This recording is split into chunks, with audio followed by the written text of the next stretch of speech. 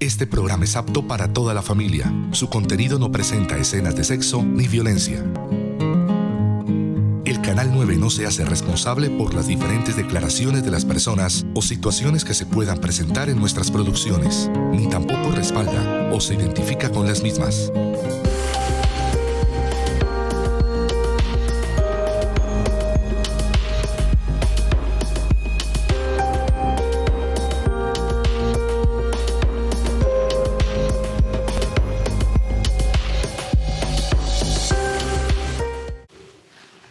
Muy buenas tardes. De antemano agradecemos al director de Cableva TV, al señor Aurelio Mancera, por estos espacios de la cultura. Hoy renovamos nuestras charlas, nuestra conversación.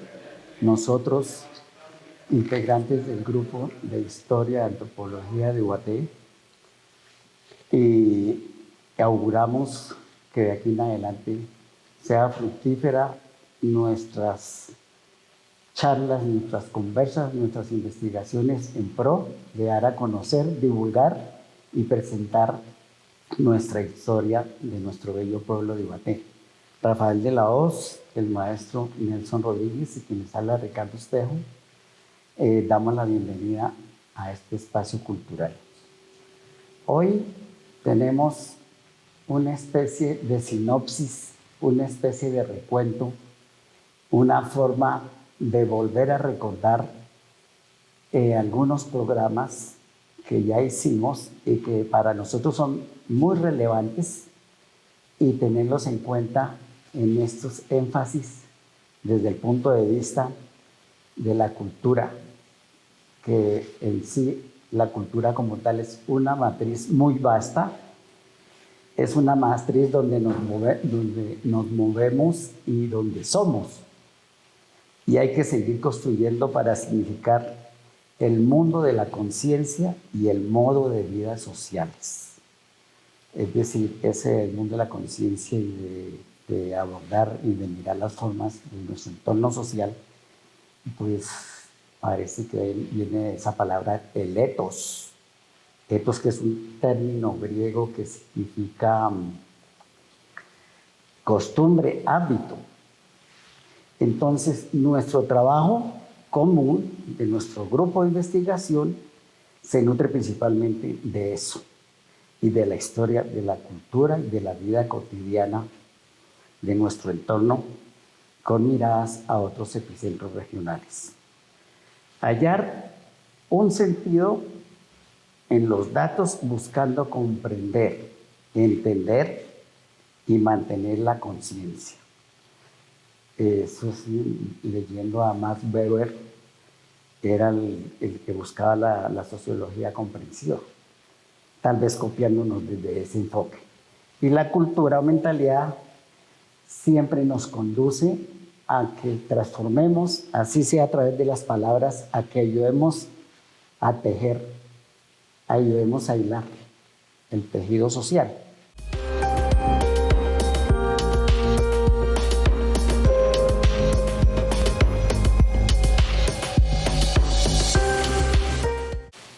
Entonces vamos con ese recuento. Maestro Nelson, le cedo la palabra. Bueno, en primer lugar, nuestro saludo cordial para todos ustedes que han tenido la paciencia de sentarse frente a las pantallas de televisión para compartir estos espacios. Quisiéramos, y ese es un propósito, que nuestro programa sea un poco más interactivo para que aquí en este espacio, ¿no es cierto, Rafael? Hagan presencia más voces, más protagonistas, que aporten otras maneras de comprender y otras maneras de polemizar sobre los asuntos que lo requieran. Por eso quisiera que comenzáramos hoy haciendo una mirada a lo que es el Centro de Historia y Antropología de UAT. Y quisiéramos que ustedes nos retroalimenten y nos digan, bueno, pero el centro pudiera abordar estas otras cuestiones, o nos parece que dentro de los propósitos del centro pudiera estar esto. Para eso tenemos en próximas ocasiones ya la mirada retroalimentadora y, ¿por qué no, direccionadora de científicos culturales que han dedicado su tiempo a estudiar la historia, a estudiar la forma como se estudia la historia. Pero comencemos pues hoy refrescando la mirada que tenemos del Centro de Historia y Antropología de Guaté. ¿Qué somos, Rafa? ¿Qué somos? Como centro de historia. ¿Qué somos y para dónde vamos? Sí, ¿qué somos y para dónde queremos? Esa es una pregunta muy interesante y bastante difícil digamos, de expresar. Cuando nosotros, pues, sin ser ni historiadores ni antropólogos, nos metemos en estas intríngulis de la historia y la antropología. Sin embargo, requiriendo o tomando digamos, como ciencia auxiliar en nuestra formación, todos los que estamos aquí tenemos una formación en ciencias sociales. Tenemos el economista Ricardo, tenemos al profesor pedagogo, profesor Nelson Rodríguez, y de mi parte, pues, digamos, soy conocedor de la gestión agraria y además soy especialista en docencia. Entonces, de ahí nos tomamos, digamos, esa prerrogativa de formar un grupo de historia y antropología. Hemos invitado a historiadores, hemos invitado a antropólogos, hemos invitado las diversas, digamos, las diversas ciencias auxiliares que nos permiten llegar a nuestro objetivo, que es, pues, que son ustedes los que nos están viendo y escuchando acerca de lo que nosotros tratamos de llegar a dar a conocer, ¿sí? A comunicar, sin ser comunicadores tampoco, ¿sí? Sin arrostrarnos todas esas, digamos, esas ciencias, ¿sí? Pero sin embargo, desde nuestra humilde condición tratamos de avanzar en ese sentido, de dar a conocer la historia, ¿sí? Dar a conocer la trascendencia del hombre y la mujer ubatense a través de los tiempos, inclusive el hombre moderno, porque la antropología tiene mucho que ver con digamos, de tratar de descubrir qué es el hombre, ¿sí? ¿Qué es la cultura? ¿Por qué es un ser social? ¿Cuál es su biología? ¿Cómo es, digamos, cómo se interactúa con el medio ambiente? Entonces, son temas que son digamos, muy de actualidad, ¿sí? En estos tiempos en que la historia también ha cambiado. La historia no es la misma porque se han hecho muchos descubrimientos, ha habido más recursos tecnológicos para conocer más acerca de la historia, lo mismo de nuestra propia ser social y nuestra propia naturaleza. Entonces, de ahí, por eso, entonces nosotros tratamos de llegar a nuestro pequeño terruño, que es el territorio ubatense. Bueno, yo quiero recoger dos cosas. En primer lugar, la postura respetuosa de Rafael frente a las disciplinas que estudian la historia que hacen las comunicaciones y que estudian el hongo. Y desde esa posición de respeto es que queremos que acá, a este espacio, vengan a hablar otros profesionales dedicados a cuestiones tan serias y complejas como la historia. En todo caso, nosotros tenemos la intención de leer las dinámicas socioculturales, ¿sí?, y ubicarlas en el tiempo.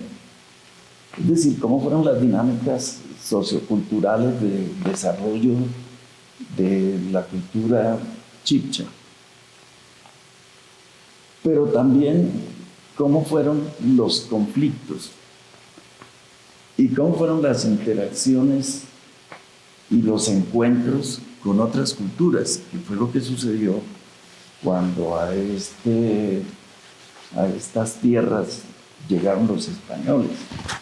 Nos interesa hacer una mirada y hacer otras lecturas, porque sí, la historia se ocupa de hacer la lectura de esos hechos en el tiempo y en el espacio y de los conflictos que se dieron. Entonces, dejemos claro eso. Por un lado, el respeto que sentimos por las disciplinas que se encargan de estos asuntos, y por otro lado, que sí estamos interesados en colaborar para hacer otras lecturas, otras miradas a la cultura, a los encuentros culturales y a los conflictos que se han dado a través de la historia. Entonces, son como dos cosas que vamos dejando claras. Pero Ricardo tiene otros aportes acá que hacer. Pues también la intención como grupo de investigación es el abordaje de contextualizar la historia desde su punto objetivo, ¿no? No tratar de ser tan subjetivo, sino, digamos, manejar la metodología de la investigación a través de los hechos y de las historias que ya conocemos y que están escritas. Tratar de debatirlas y hacer recuentos de acuerdo a la trascendencia que han tenido los pueblos, hablando aquí de nuestro entorno, de pronto de nuestra región. Nosotros siempre pensamos en que mantener la historia latente, divulgar nuestro patrimonio tanto inherente como desde los otros ámbitos, manejar la parte de nuestras tradiciones, nuestros comportamientos, nuestras emociones, nuestras formas de sentir, de pensar, hay que tomarlas en cuenta y canalizarlas para bien de entender la parte sociológica de nuestro pueblo. Debemos mantener esa visión siempre latente y dirigida a que eso nos ayuda a defender nuestra forma de ver la vida. Desde ese principio, pues tratamos de que nuestra historia se mantenga viva, se mantenga latente. Y ya hemos, bien o mal, traído y hemos invitado personajes que han estado acá, que para nosotros han sido muy importantes. Ya hemos tenido unos personajes, me acuerdo mucho de Pablito Carrasco, un insigne ubatense, un historiador, una persona que tuvo una jerarquía, que tuvo un desempeño empresarial, fue director de la Kodak en Colombia. Tuvimos a un miembro de la historia de Cundinamarca, a Miguelito Rodríguez. Hemos tenido mujeres importantes, teatreras, hemos tenido a pedagogas, profesoras, a artesanas, tuvimos a un artesano, a Leonardo Torres. Hemos tenido diferentes personas que han construido nuestra historia en los últimos años de Ubaté. Entonces, nuestra intención es mantener esas vivencias como ejemplo, tratar de componer de acuerdo a nuestro beneficio social y económico, sin ninguna resistencia y sin ninguna desigualdad. Pues sí.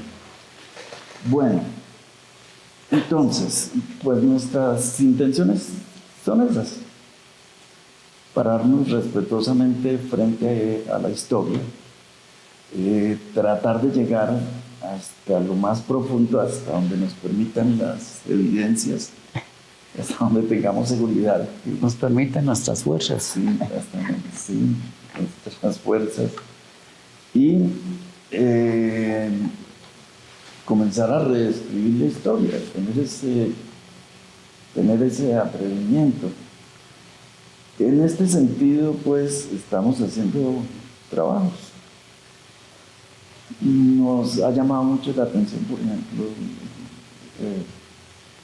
un trabajo que es el trabajo que hacen los tejenderos. Encontramos aquí lo que han hecho los tejenderos en Ubaté directamente, pero lo que han hecho los tejenderos en Suta. Sí, la historia de hilanderas y tejenderas Y en Cucunubá. es de varios pueblos: Sutatausa, Cucunubá, Lenguasaque, Carmen de Carupa, Ubaté. Son pueblos que vienen ancestralmente manejando esa parte artística. Sí, entonces, pues vamos a hacer una mirada, por ejemplo, a esa categoría. Es decir, tratando de velar y tratando de encontrar explicación a la tradición de los tejenderos y a cómo esa cultura se sitúa frente a otras culturas del país y a otras culturas foráneas que se han ocupado de esto, de los tejidos, y tratando de recuperar su valor, recuperar su historia, pero también a través de estos medios de difundir esas referencias, es decir, que la gente se entere de qué son los tejenderos, qué hacen los tejenderos, qué importancia tiene el trabajo de los tejenderos en la economía, no solamente personal, sino en la economía de la región. Permítame, profesor, por ejemplo, también en la parte metodológica, pues hemos tratado de manejar los orígenes y la trascendencia en el caso, por ejemplo, del tejido. Hablamos en la historia sobre el intercambio de mantas por trabajos en época de la colonia, mantas que tejían los indígenas desde tiempos prehispánicos, los tejían en algodón. Y da la casualidad que hace muy poco se encontraron unos tejidos prehispánicos en una excavación por los lados de Zipaquirá y Nemocón, y eso nos ha permitido reevaluar también un poco esa historia oficial, o sea, de que los indígenas ya no, digamos, no conocemos la historia de cuando desde que llegaron, o sea, cuando llegaron los españoles, pues se desapareció un poco ese conocimiento y esa tradición. Y esa tradición oral, por ejemplo, de los indígenas. Sin embargo, a través de la ciencia y unos, digamos, ciertos descubrimientos, entonces nos hemos adentrado, lo cual quiere decir de que la historia ha venido cambiando. No es lo mismo esa historia romántica que nos contaron en los colegios o de niños, sino la que llamamos historia oficial, sino también es una historia que hemos sabido construir y que debemos construir a través de esos campos de desarrollo de las nuevas tecnologías y los nuevos descubrimientos. Y además también tener en cuenta, digamos, cómo se han formado los grupos sociales, los grupos de interacción, nuestra forma de compartir, nuestra forma de convivir. Entonces, digamos, en algunos momentos abordamos, hicimos varios programas sobre la historia de nuestros ancestros. Contamos, de acuerdo a nuestros nuestras lecturas que tuvimos, nuestros estudios, cómo eran las comunidades de los muiscas en nuestro entorno, en nuestra esa parte cundiboyacense. En algún momento también divulgamos la forma como fueron asociados y cómo fueron cuando llega la conquista, cuando llega la invasión española, cómo esos pueblos se fueron difuminando o se fueron esparciendo de otras formas, ya fuera por la fuerza de cohesión de la misma invasión y también porque ya otros sistemas impuestos, otras sincretizaciones, otras formas de comulgar esas interrelaciones personales hicieron que cambiaran los grupos sociales. Esa es la historia. Nosotros tuvimos también la oportunidad de abordar parte de la colonia y de la independencia, cómo esas sociedades se han transformado por muchos factores. Divulgamos más para acá ya hace cerca de 2 siglos la historia de las haciendas. ¿Por qué fueron las haciendas? ¿Cómo era esa forma de relación de productividad impuesta por la corona española? Y en algunos momentos también expusimos parte de la historia a partir del siglo pasado hasta nuestros días, en algunos apartes de contando la historia de nuestro pueblo, nuestra fundación hacia acá del siglo XX, de la divulgación y el acercamiento a las nuevas formas de vida impulsado por la Nueva Colombia, hablando de 1900 hacia acá, cómo llegaron los avances a través de los contrastes sociales, de las pugnas, de las guerras, etcétera, que eso también ha ayudado a que los pueblos se transformen para bien o para mal. La llegada, por ejemplo, del tren que Ubaté, que a propósito en los años 1920, cuando se construyó todas las vías en algunos momentos del desarrollo de vías de comunicación a través de los ingleses, en Ubaté también don Pablito nos contaba por qué el tren no pasó por aquí, por el centro del pueblo. Todas esas cosas son historia. Más adelante el acervo cultural de Ubaté en su música de los años 30, cuando Alberto Urdaneta aparece como su hijo compositor insigne. Pero a raíz de eso también vinieron grupos culturales que asentaron la música. Aquí hubo chelistas, hubo contrabajistas, hubo clarinetistas, hubo mucha música. Y el acervo tradicional de la religiosidad a través de la oración al Santo Cristo, que todavía es latente, que todavía el pueblo convoca o se acerca en los días de festivos a rememorar el agradecimiento o la adoración a su santo patrono. Las ferias y fiestas que realmente son una motivación para que el pueblo exista, para que el pueblo se congregue, para que el pueblo disfrute. Las ferias y las fiestas deben existir porque es una parte del éxtasis del pueblo, para un desfogue debe haberlos, bien o mal, siempre y cuando los comportamientos que hoy en día desembocan en muchas cosas, en violencias, pero eso se va acomodando de acuerdo a nuestra forma y a nuestro sistema político-social de convivencia. Sí. Ante ustedes debemos dejar clara otra intención, y es una pregunta que es obvia. ¿Cómo se escribe la historia? ¿Quiénes escriben la historia? Porque la historia es todo lo que nos pasa. Y la historia es lo que nos pasa, por ejemplo, en este momento. Estamos construyendo la historia, cómo es la educación en este momento. Pues, cómo es el sistema productivo, económico, cómo son las comunicaciones. Pero entonces, ¿cómo escribir la historia? ¿Quiénes deben escribir la historia? ¿Cómo se debe recuperar la historia? ¿Cómo se debe hacer circular? Que ya es la circulación de la historia, ya es un propósito de la cultura, ¿no? construye símbolos, nos simbolizamos, nos significamos y hacemos circular esos símbolos. Es la otra inquietud que tenemos. Desde luego la inquietud que tenemos es cómo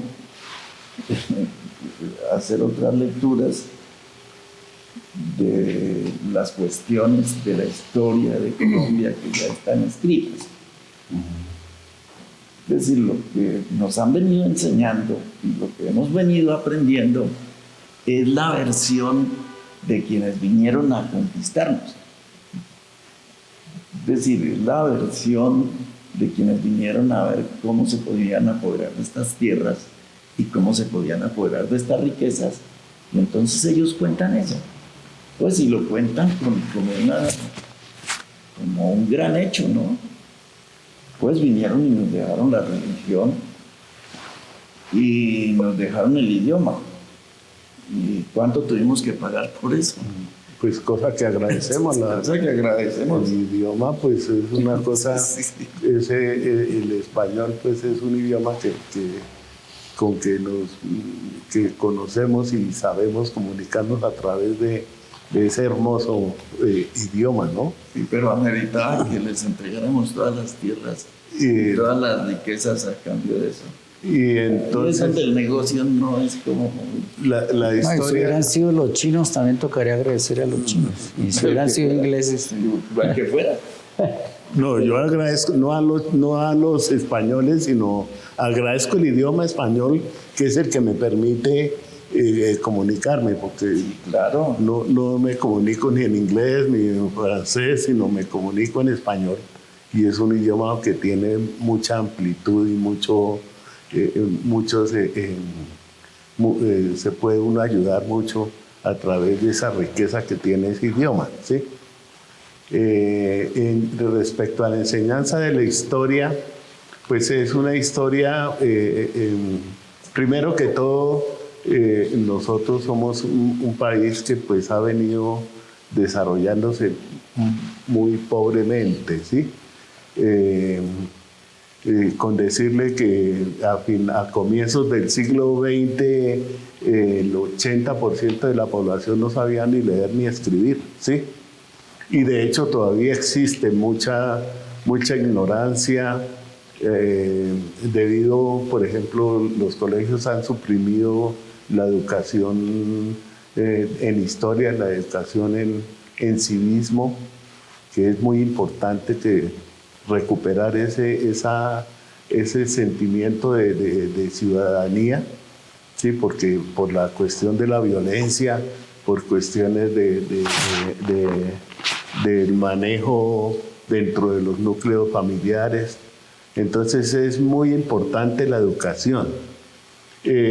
A veces los pénsules o los currículos de los colegios, pues digamos, han adolecido un poco de esa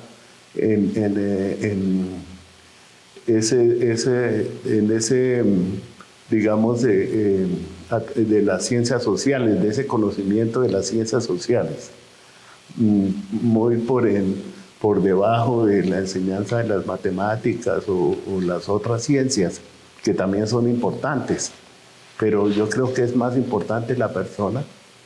De hecho, los colegios en Europa, en Finlandia, por ejemplo, es más importante la educación. Los chicos no tienen exámenes sino después de los 10 o 12 años, ¿no? Primero el juego es más importante y el interactuar en sociedad. Entonces eso hemos adolecido de ese, y eso es lo que nos motiva un poquito, ¿sí? Dar a conocer, de comunicar acerca de la historia, ¿sí? De lo que nosotros hemos podido investigar y motivar también a las personas a que sepan comunicar sus valores, sus conocimientos. Entonces eso es bien importante. Las redes sociales también han ayudado mucho en eso, Sí, esa es la nueva forma de educación, hay que saber aprovechar. La antropología también nos ayuda en eso, en el estudio del hombre moderno, ¿sí? De nuestra época contemporánea. Entonces es muy importante que nosotros, digamos, tratemos a través de incentivar esos aspectos de cultura y educación.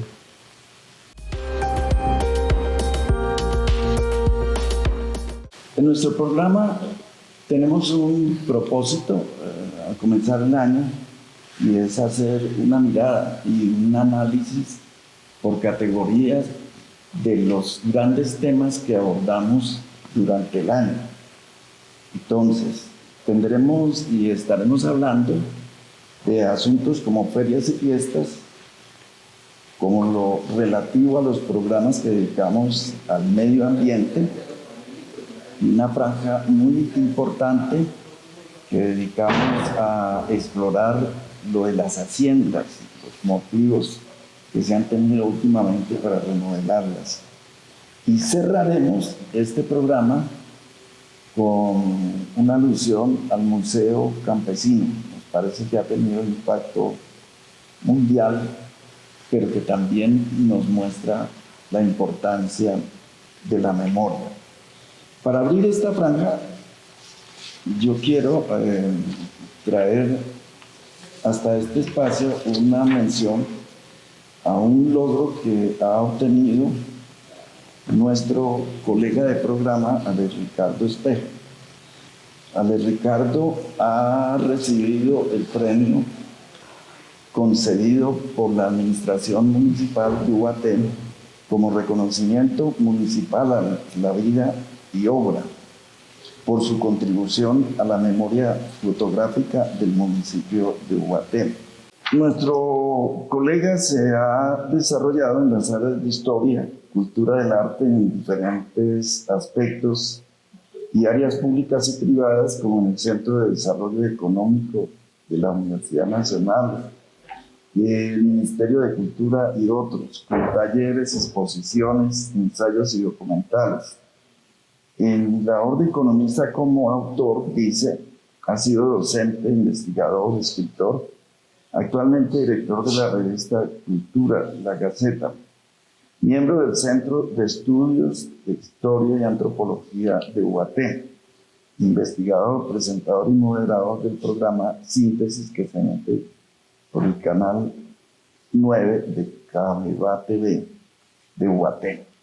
Es para nosotros muy honroso dar esta noticia, porque quiere decir que el municipio de Ubaté le ha hecho un reconocimiento por su labor de construcción de memoria a través de la fotografía. Nuestras felicitaciones. Y pues también de parte mía, pues me parece que el trabajo que ha hecho Ricardo respecto a la fotografía es bien interesante. Son unas fotos que tienen su personalidad, que tienen digamos, su mensaje, más que la imagen es como un mensaje, como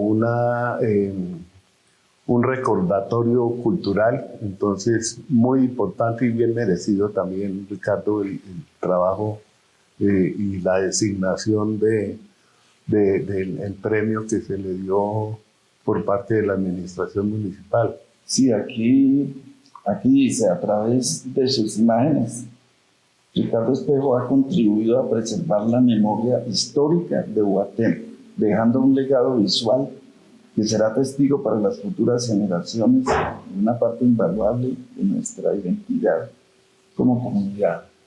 Es decir, la historia tiene diferentes maneras de abordarse y de construirse, pero sobre todo yo recupero una palabra: memoria histórica.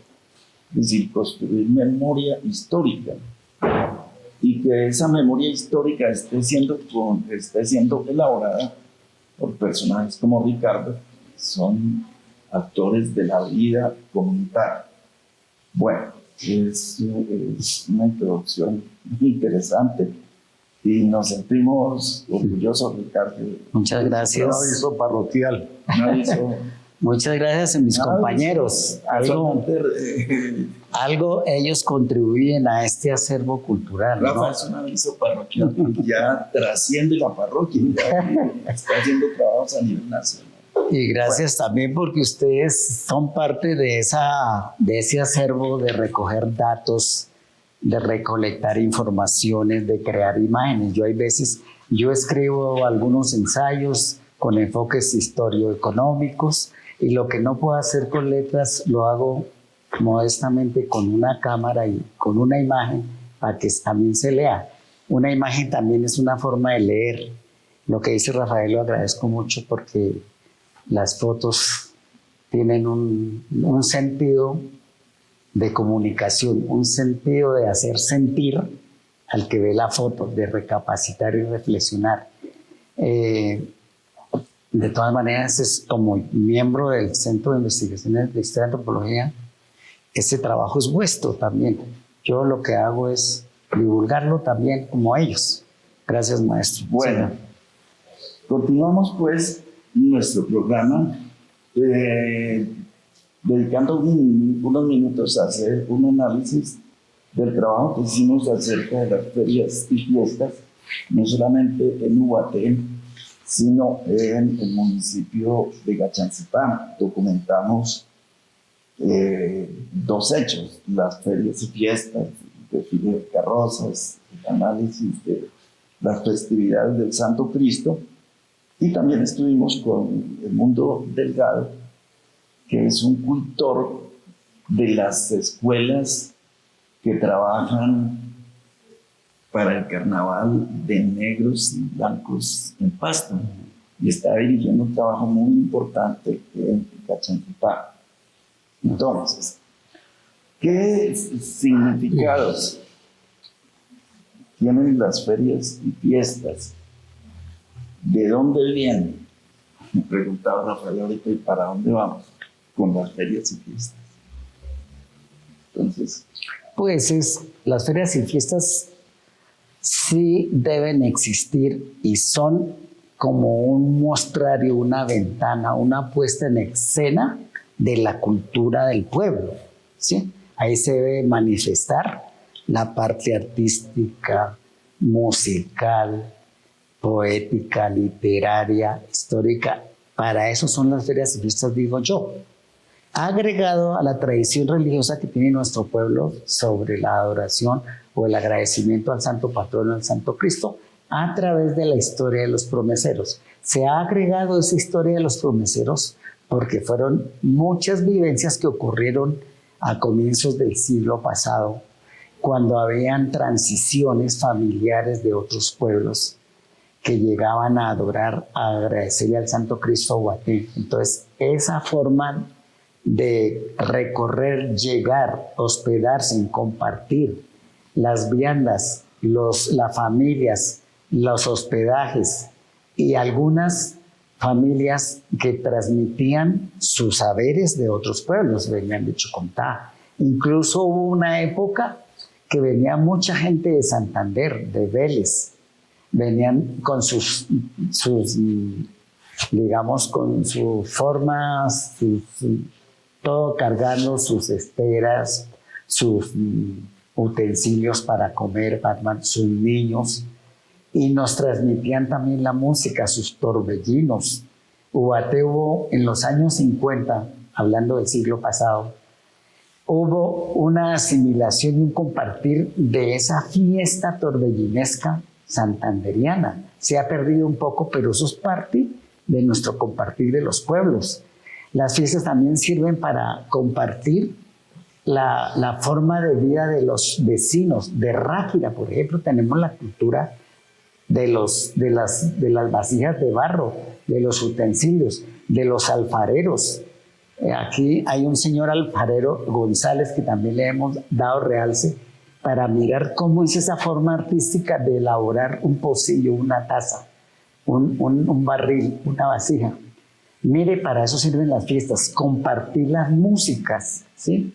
Compartir las sonoridades, las armonías a través de los tiples, de las guitarras. Chiquinquirá nos ha alimentado en ese sentido, con las partes de las comidas, las partes del bocadillo veleño, las partes que vienen de otros lados.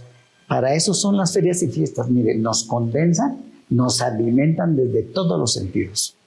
Sí, que las ferias y fiestas, pues esa es una opinión mía, no es necesariamente como se está tratando de tener como un producto turístico, o sea, como si fuera un producto de marketing, de comercialización que hay que vender, y resulta que no, resulta que esas fiestas patronales son fiestas de comunión entre el mismo territorio, inclusive ampliando más el territorio. Entonces, a veces vemos como estrategias de marketing, como intentando, digamos, vender una imagen, ¿sí? Que no necesariamente es de vender, porque es algo que está dentro de nosotros mismos, ¿sí? Dentro de nuestra formación, nuestras idas a misa desde muy pequeñitos y de mantener esa tradición cristiana, de conocer nuestros, digamos, de cómo nos educaron nuestros padres. Y así sucede con los que vienen de Santander, con los que vienen, los que gracias al tren también se comenzó a desarrollar ese, digamos, ese ir y venir, esa cuestión vivencial, que son las ferias y fiestas, que no solamente es un producto, inclusive los carnavales de blancos y negros en Pastos, los mismos ganadores decían pues que el premio era lo de menos. Algunos perdieron con esas carrozas, claro, con esos costos. Invierten mucho y no ganan nada. No ganan nada, pero es una actividad cultural que une el pueblo, une sus intencionalidades, está en comunión. Entonces eso es lo que me parece. Por ejemplo, nuestra producción agrícola lechera, ¿no? Los quesos. Los quesos están todos los días. Entonces el turismo turismo todos los días. Algo inherente, ya está. Entonces, sin demeritar tampoco, pues, la llegada Me parece que estos son expresiones culturales, sí, estamos de acuerdo. Es decir, la cultura que hace, la cultura nos recoge las cuestiones que nos representan, ¿sí? Y la cultura construye símbolos y permite que esos símbolos circulen. De otra manera no podría la cultura desarrollarse ni afirmarse. Pero hablando del carnaval de blancos y negros, tuvimos la oportunidad de hacer un trabajo con el Mundo Delgado, quien es escultor de las escuelas que trabajan para el carnaval de negros y blancos en Pasto. Y entonces él nos decía que se ha transmutado en Gachacipá y Tocancipá, que ellos también han hecho un trabajo bien interesante, ¿no? Sí, pero entonces nos decía, nosotros tenemos una preocupación grande por nuestra cultura. Nosotros generamos escuelas, y dice, yo desde pequeño pertenezco a una escuela que trabaja toda la parte artística y la parte cultural y la parte investigativa. Entonces, veamos, son escuelas que cogen desde niños y los ponen en contacto con los trabajos de investigación sobre la cultura, sobre el arte y sobre la manera de hacer circular esas expresiones en los carnavales. Los carnavales ya son el espacio, la escena donde ellos comparten su trabajo. Pero a mí me parece que en nuestros pueblos les hace falta intención en eso.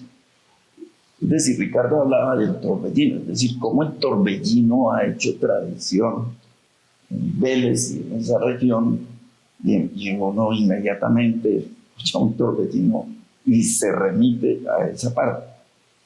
Aquí hubo una mixtura, la presencia de expresiones culturales, y fue el Santo Cristo es un espacio de convocatoria. Pero es un espacio que emerge con mucha espontaneidad. Yo diría que con muchísima espontaneidad. Y que ya era hora de que se generen las escuelas que trabajen para esas expresiones culturales y permitan profundizar en el conocimiento de la historia, en las prácticas artísticas, en lo que tiene que ver con comunicación.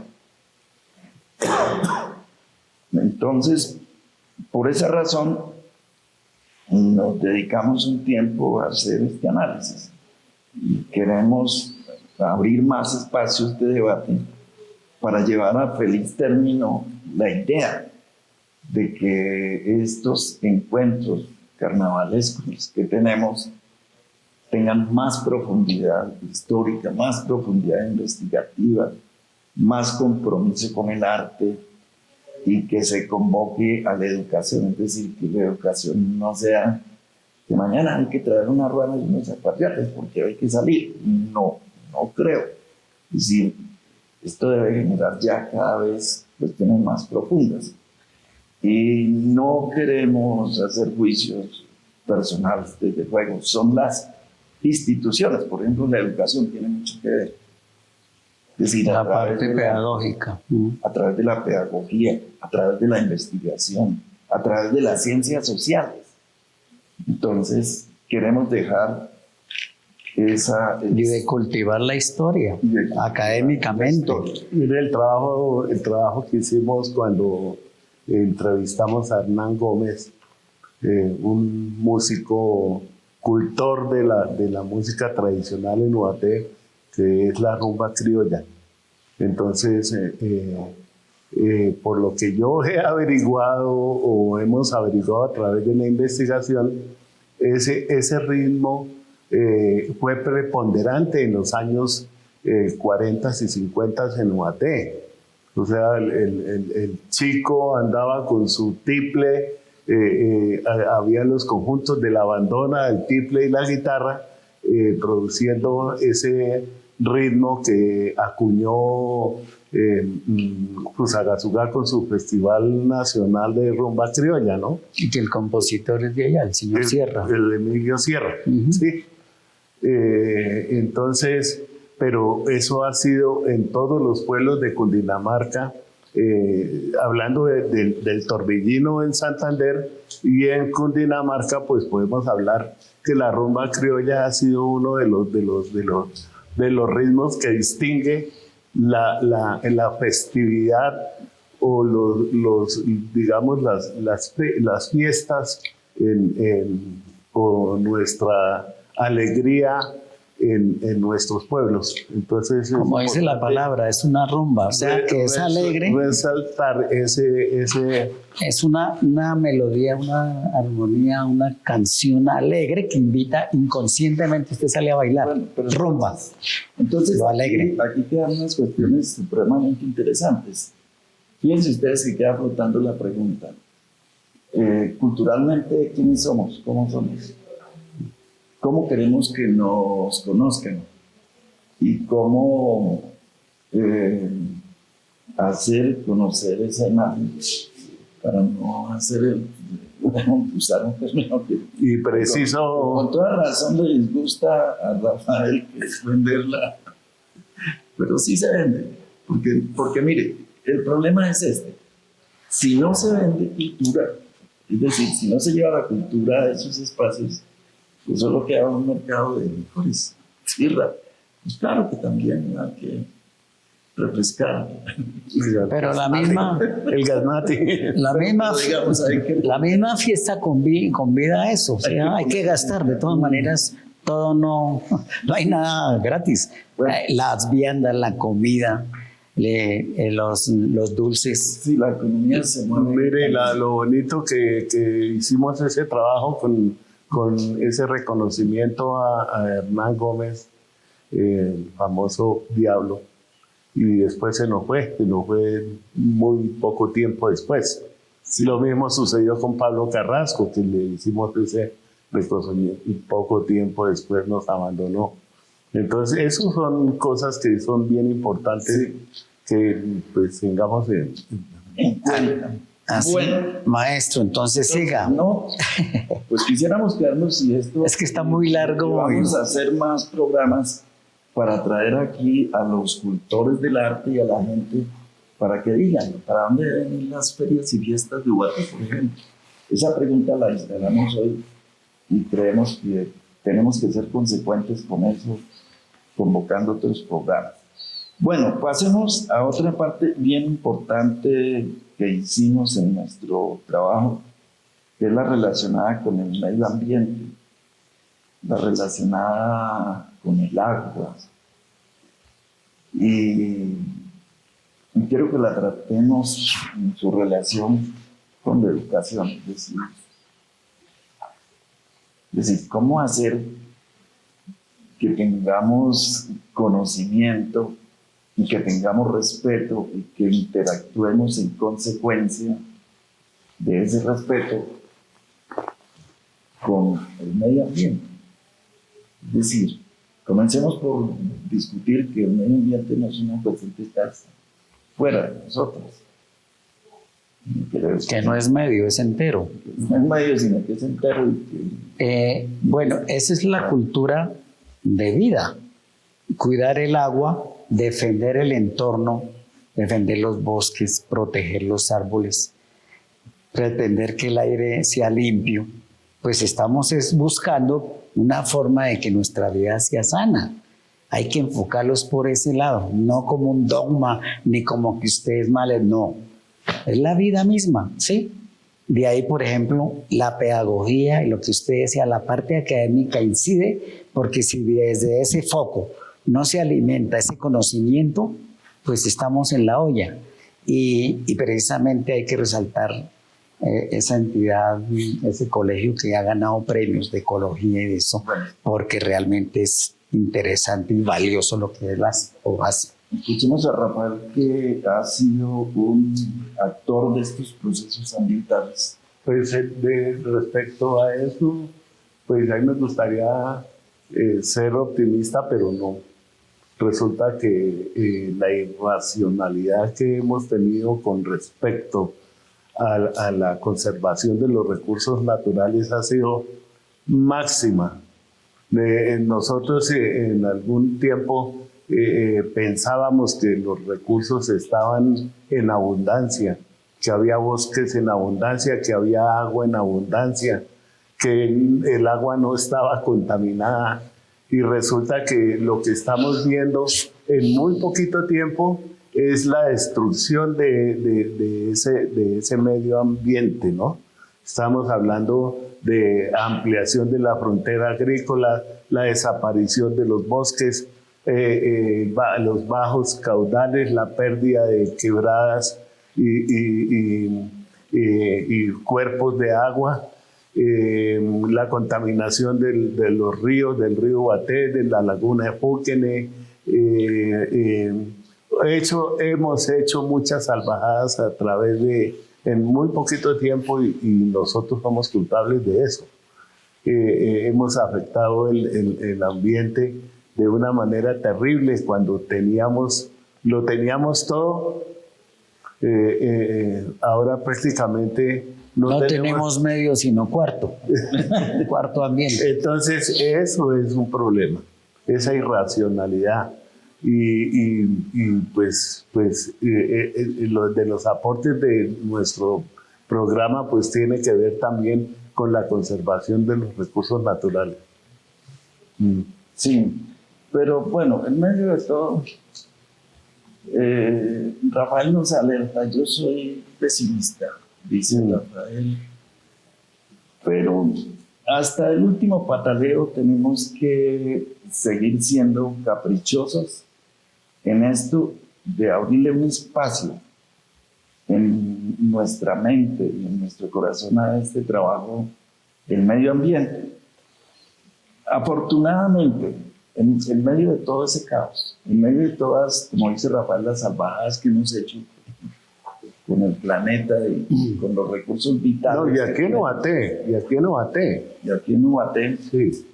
encontramos un oasis, es decir, un sitio desde donde pensar nuestra relación, y es el trabajo que ha venido haciendo el ICANN y que le hemos abierto espacio en este programa y que es una esperanza, en primer lugar, para lo que debe ser el trabajo educativo. Es decir, el trabajo educativo por estar dictando, el medio ambiente no se puede dictar. Es decir, la educación ha incurrido en un gran problema. Es que dictamos, es que vamos a dictar matemáticas, es que vamos a dictar sociales, en las ciencias sociales, en el medio ambiente se dictan. Tenemos que poner los ojos, que la gente se comprometa a estudiar los problemas, a construir nuevo conocimiento y a cambiar nuestra forma de relación con el planeta. Aquí entonces reseñamos, por ejemplo, el trabajo que hizo el ICANN y que le mereció varios premios nacionales de ecología, en el caso del premio Planeta Azul.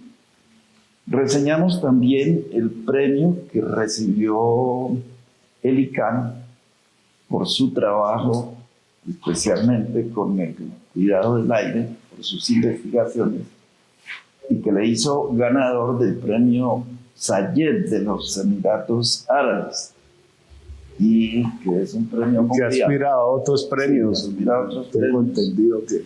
Y por último, pues tenemos que reseñar la noticia que quedó rankeado entre las 10 mejores instituciones educativas del mundo en su género.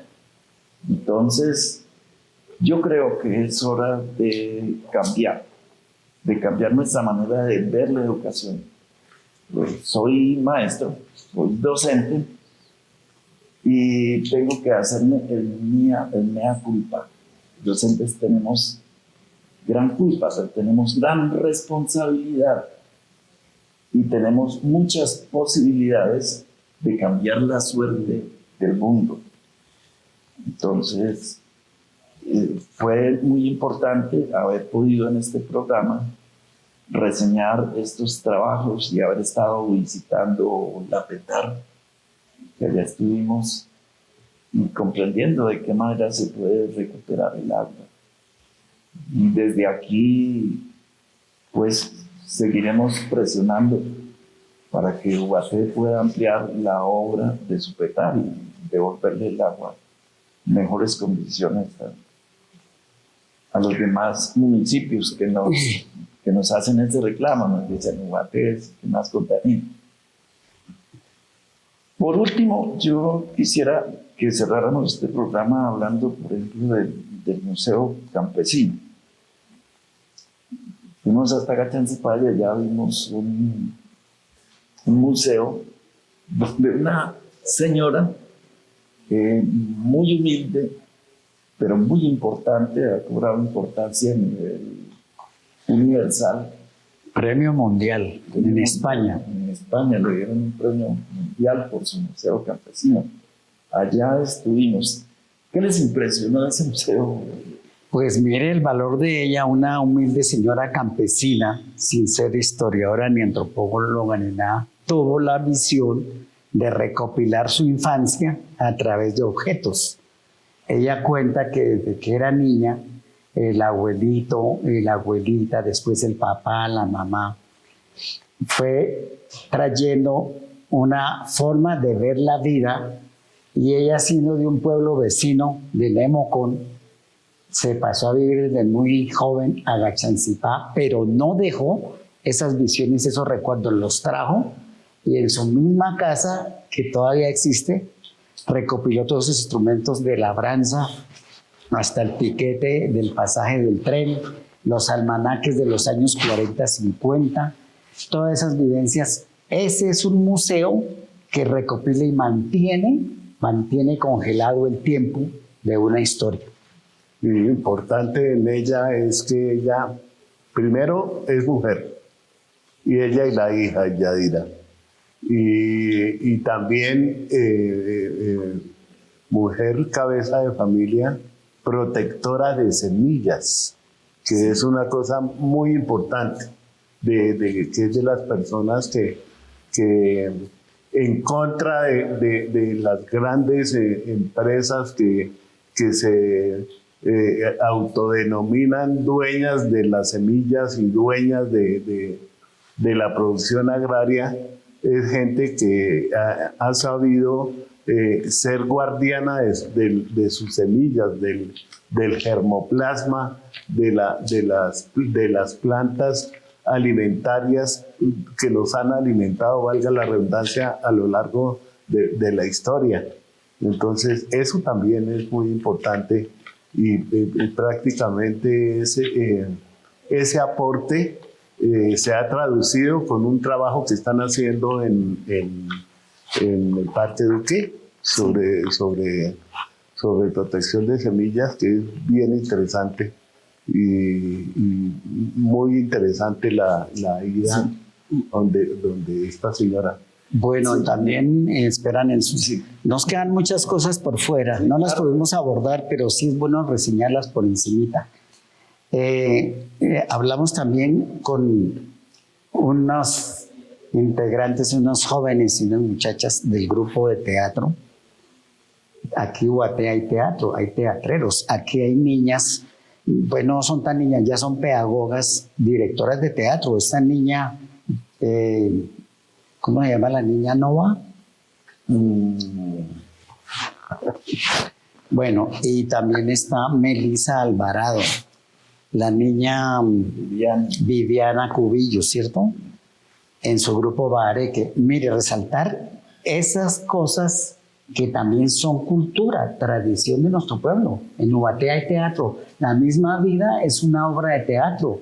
La vida tiene de todo. Tiene comedia, tiene tragedia, tiene dolores, tiene amores, tiene encuentros, tiene desencuentros. Es bueno resaltar la parte del arte de nuestro pueblo, entre ellos el teatro. Gracias a estas cultoras, a estas muchachas que son jóvenes, son las que llevan en realce esa actividad. También se puede decir que resaltar la parte laboriosa de los oficios de la gente del pueblo como tal, que es la que le pone dinámica y es el motor de que la parte socioeconómica funcione. Los intercambios personales, las vivencias, todo se debe a los oficios, a los trabajos, a las hilanderas, a las señoras de la plaza, a las señoras, a los que hacen las ornamentaciones, a los que manejan los buses, a los que hacen los campesinos que siembran las pocas siembras que hay, a los que ordeñan las vacas, a los lecheros, a las señoras ateras, a los médicos, a los docentes. Eso también lo resaltamos. El espacio no nos ayuda, pero esa es la vida cotidiana y esa es la historia de un pueblo. Sí, hasta aquí yo creo que fue nuestro programa.